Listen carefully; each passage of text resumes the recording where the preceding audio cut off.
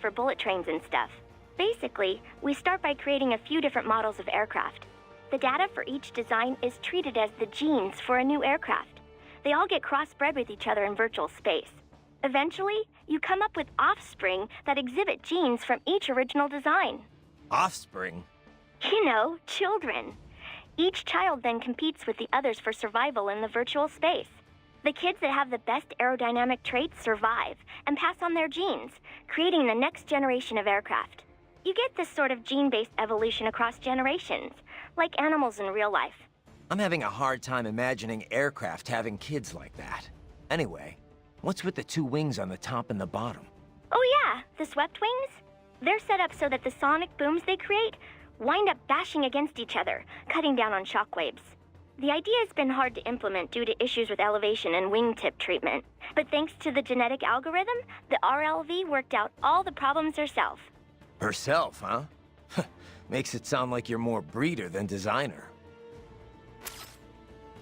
So what happened with the RLV after it dropped me off? Running on autopilot, she'll circumnavigate the Earth and head back. Wow, a trip around the world, huh? That's the sort of distance you need to reach orbital velocity. She had to lower her altitude pretty drastically to drop the landing craft. So getting back up for her was a pretty rough trip. Rough? How? In terms of damage to the craft, I mean. Running in ramjet mode helps conserve fuel a lot, so she's good there, but yeah. Sorry about that. Oh, no. All in the name of peace, right? Besides, it made for a good load experiment. I'm kind of surprised it actually worked, actually. What? Oh, I'm just teasing. Don't be so serious. So what kind of engine is this LACE thing? It's short for Liquid Air Cycle Engine. A LACE uses liquid hydrogen to chill and liquefy the oxygen in the air. The reaction between the liquefied hydrogen and oxygen creates propulsion. On this RLV, the LACE is combined with ramjets for maximum efficiency. Once the solid rocket boosters lift her off and bring her to Mach 3, she switches to ramjet propulsion mode. In the meantime, she's taking in and liquefying oxygen from the air. Once there's enough, the LACE is ignited. If it wasn't for that hybrid engine, it would have been pretty rough for an RLV to pull that trick that it did. You know, lowering its elevation just long enough to drop a landing craft. Well, I'm impressed. If it wasn't for you, I'd still be on your side of the world. And I wouldn't even be here if not for you. Don't forget that, okay? A lot of people appreciate what you've done for them. I'll try not to. So what kind of engine is this LACE thing? It's a on the once in the if it Well, don't. I'll try. So what kind? It's a on the once in the if it Well, don't. I'll try.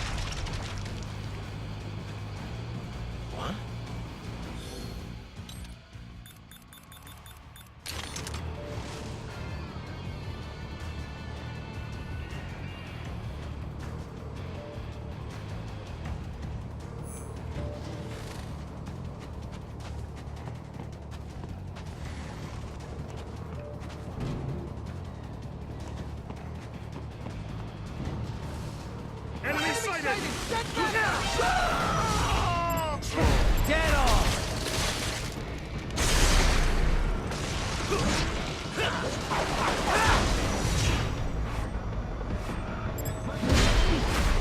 Bullseye!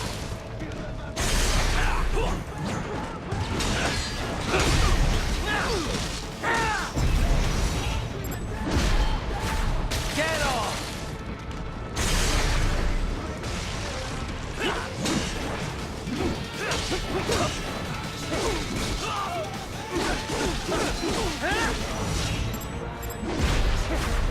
Bullseye!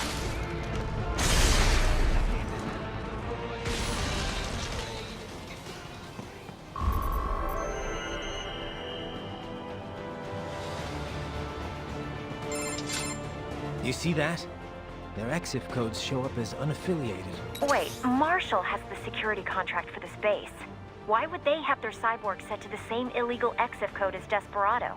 It's evidence against them. No, it's their alibi. They're making it look like Desperado hacked their soldiers on sight, because everyone knows Desperado has a contract with...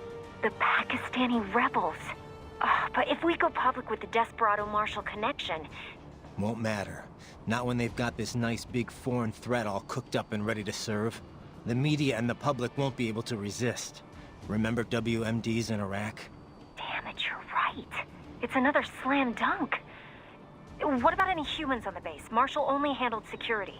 Dead, most likely. Or brain-jacked, if they needed them to keep up appearances. They'd never publicize what airport the president was flying into, not in this region. And almost no one would have access to an outside line for security reasons. It wouldn't be difficult to keep things hush-hush.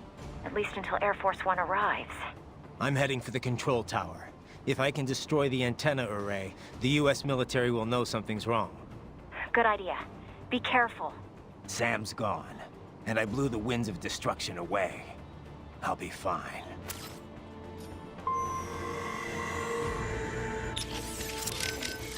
Raiden, what is the status at the base? Overrun with Desperado cyborgs, as expected. Security's still pretty lax, though. Yes. I don't think they're anticipating another cyborg to show up. They are, after all the way out in Pakistan. Doubtful there will be any cyborgs here, except at the base. Forces hired by the US. And more doubtful they are expecting a cyborg to drop in at Mach 23. Yeah. Still, they've got to know I'm here. Sam was smart enough to figure out that I'd take that launch vehicle. Yes, but they couldn't have sent backup to this base within 3 hours after Sundowner died. Perhaps they could have arranged it so the plane was scrapped if Sam died. But if they already occupied the base, then there is no longer any canceling out. Probably not. Which means we've pretty much already won. Sam's dead. The Winds of Destruction, too. And none of their standard cyborgs or UGs have a chance against me. No, certainly not. Though I wonder who is behind this operation anyway. Not Armstrong? Well, yes, but who is running things at the base? The Senator would never be there himself.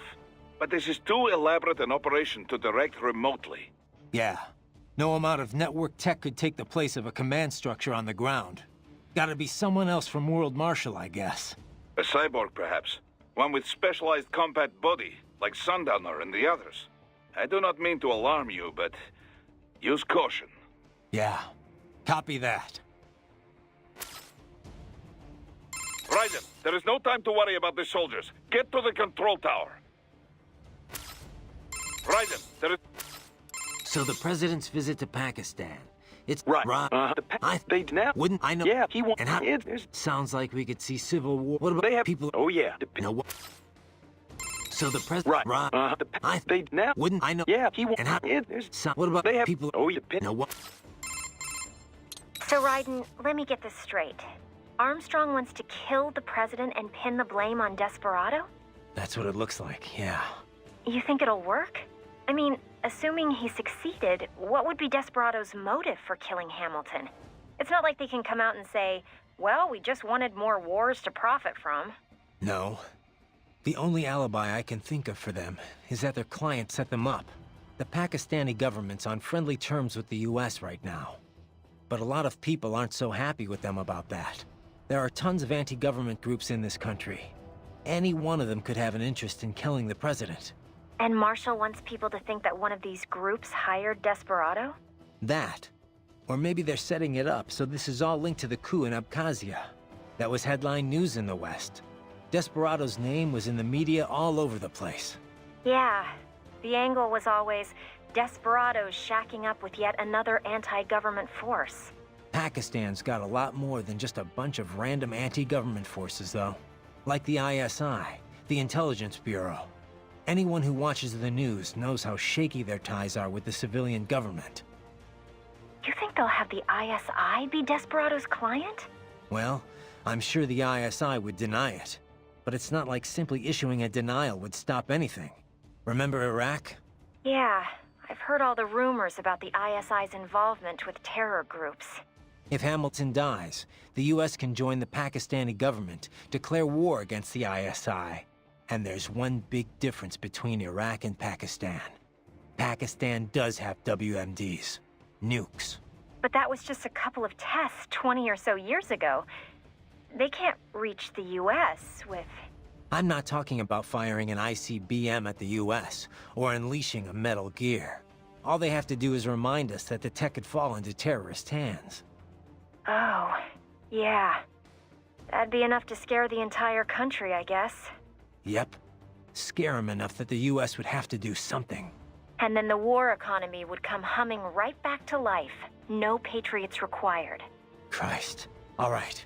I better move. I don't think I've asked about Pakistani food yet, Courtney. More food talk? I didn't know you were so interested, Raiden. Hey, knowing the food can help you learn a lot about the local culture, you know. Raiden, I told you that. So? Pakistani food.